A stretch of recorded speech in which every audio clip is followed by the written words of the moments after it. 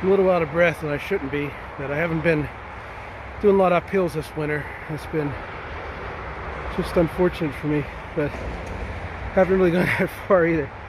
But I'm going to show you something. Somebody walking this. This is the Loyalhanna Gorge.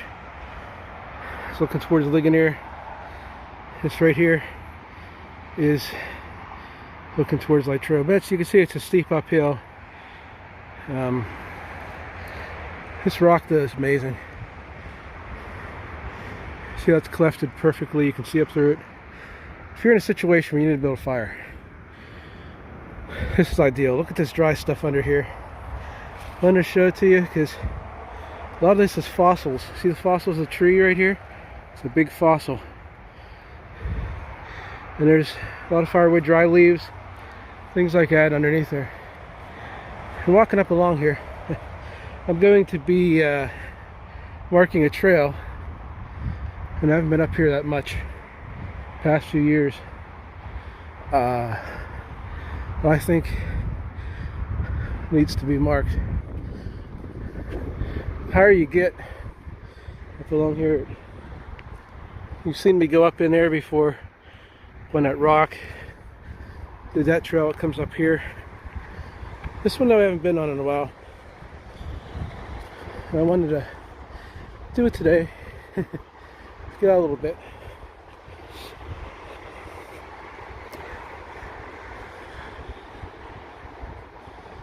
I don't know if the camera will pick it up, but if you look up on here on the top,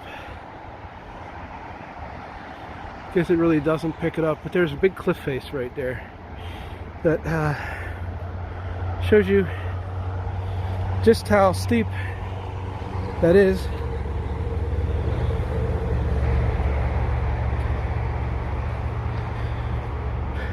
You should know better than to start out like this and get up in here. Here's a nice spot. It's raining or you need a dry place to sit. Great old rock. Trail kind of evens out right here. You can see where this was a road at one time. I'm not going to take that, but I believe up along here there's another path. It's never been marked.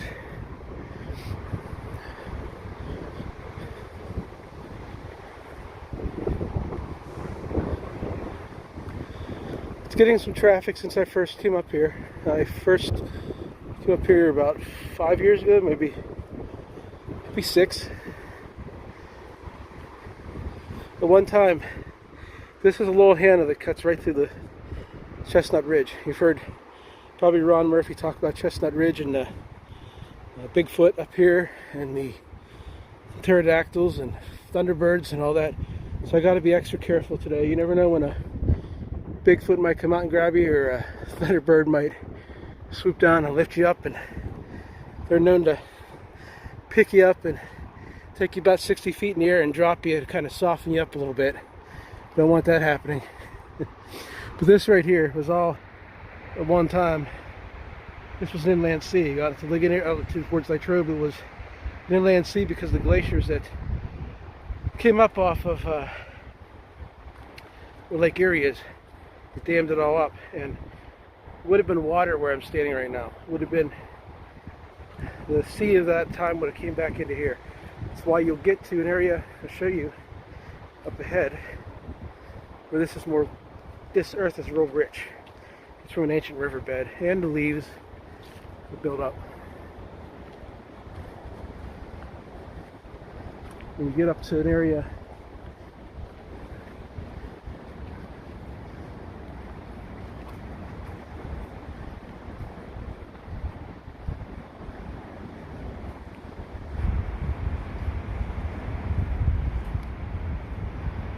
like up in here, this area up in here, there's larger rocks.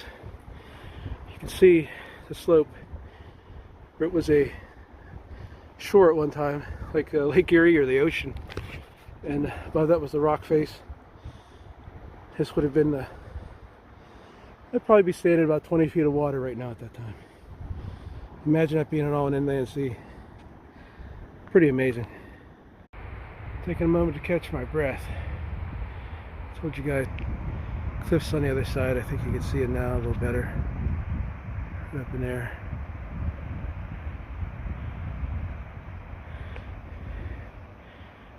So when you get higher up, it gives you an idea how steep this is to climb. It's not bad, but it's just tough for me because I'm wearing flannel and it's a really hot day. But you can see the rock here. That's where the beachhead would have been. You can tell by some of the wear on the rocks and such and so forth. When I come up here, I always think about the story of, here, look at this rock, how it's twisted.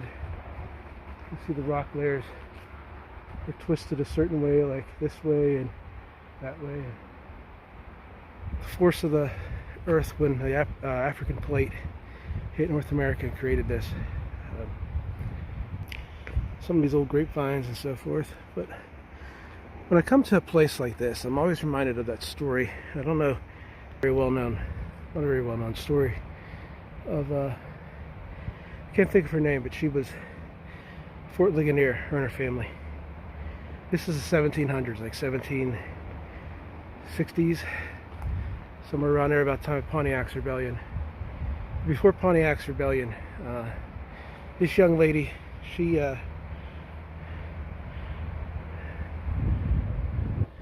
lived in this valley, in this area here, and her family were at Fort Ligonier, and she met an Indian named Maidenfoot, and he gave her something I believe was a little thing he made for her, and so happened there was an attack up in this valley, and they sent Maidenhair to kill this woman and her daughter, and Maidenfoot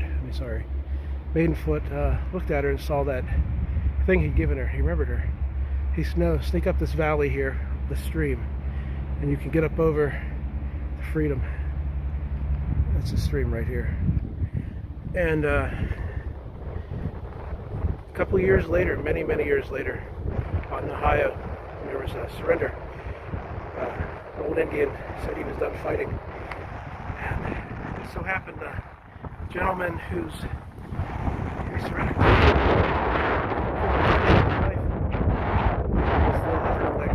so he saved her life, and then many years later she saved his, all by that one act of kindness. So that was 1700s in this very valley. So I made it up this high. I'll show you. There's a tower right there. That's a tower across from the quarry.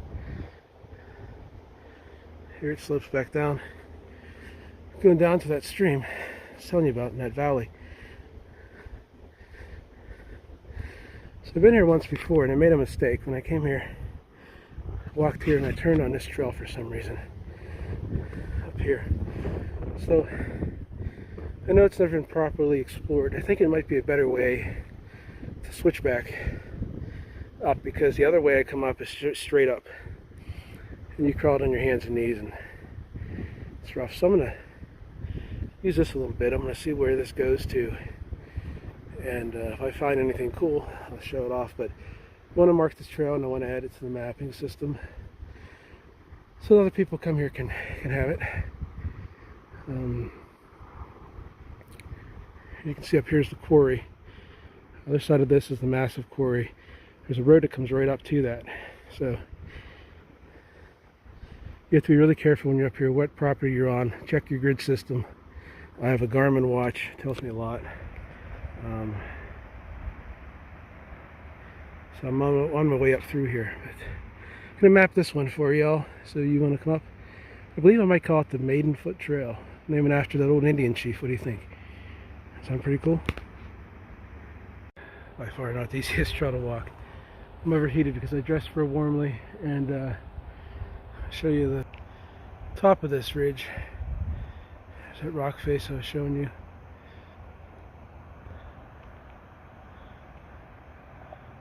See the cliffs over there. It's kind of married here with these big rocks. So here it flattens out.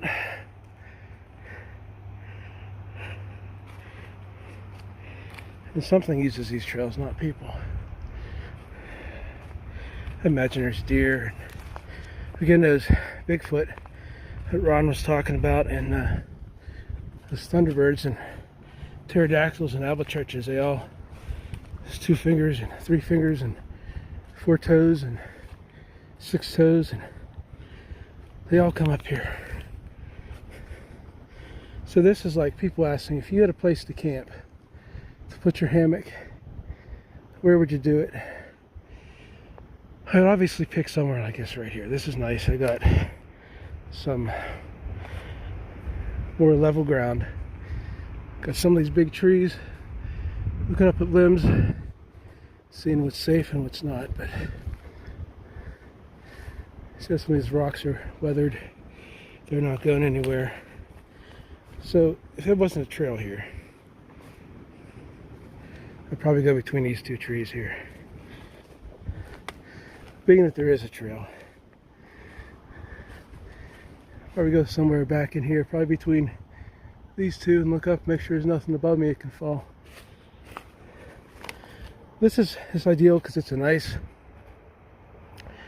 area. It's windy today, but it's not here.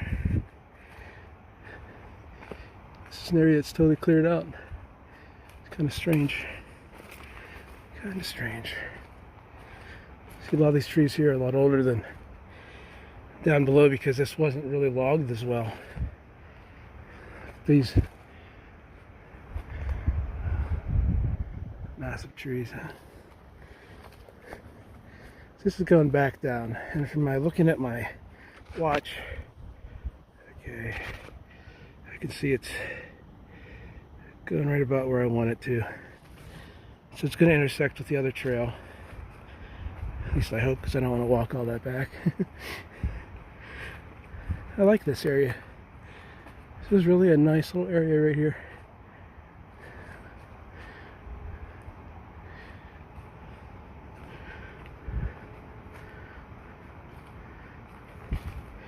It's just like getting up there, it's tough. Alright.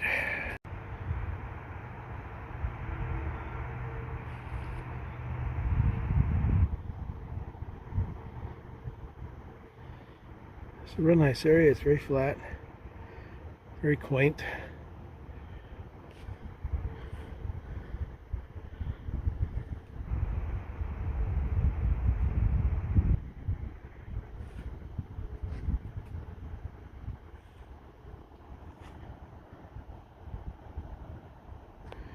I think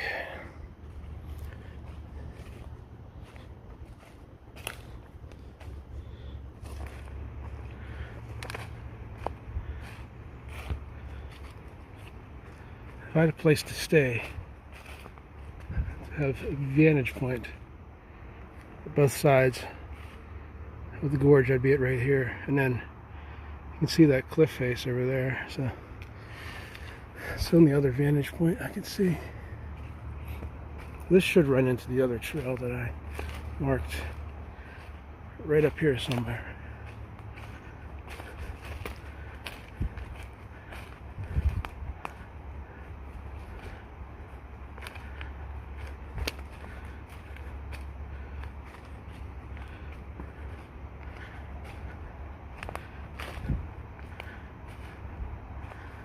Some massive rocks up ahead.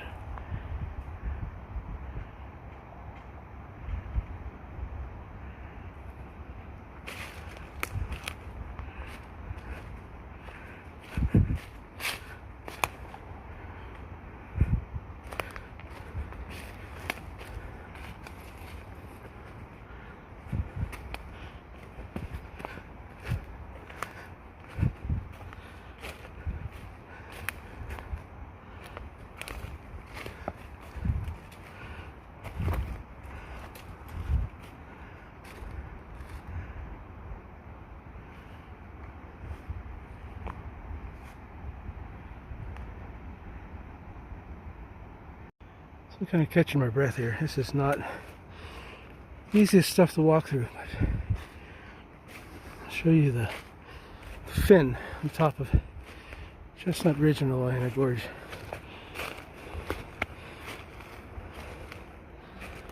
I have a lot of health injuries the past few years, so it slows me down and takes my breath. But here we go.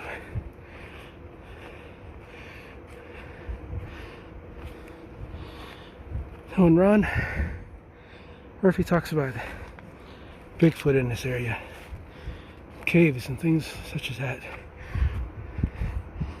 that's what he means right here.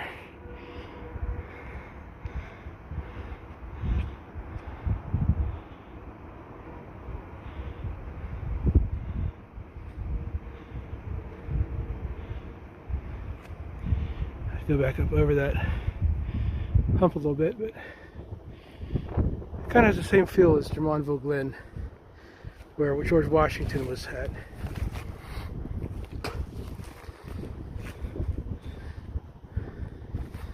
This is one corner of it. There's another real big outcropping up in here.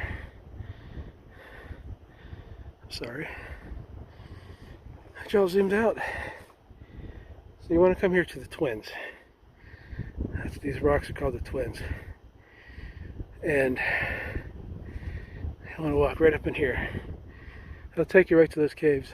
So I'm going to mark this trail.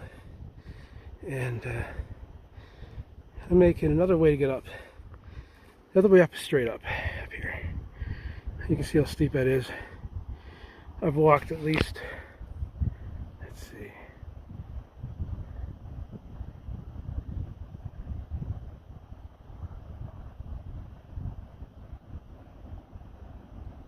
1.5 miles, but it's all uphill, so that's about elevation of about 2,000 feet, I believe, give or take. Wearing flannels in the middle of summertime, but right there is a cave. You can check it out.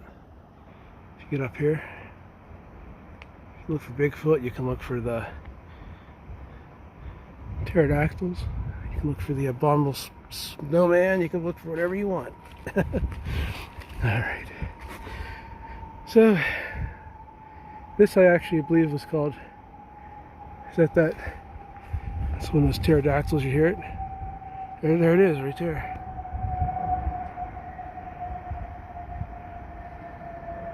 Those pterodactyls.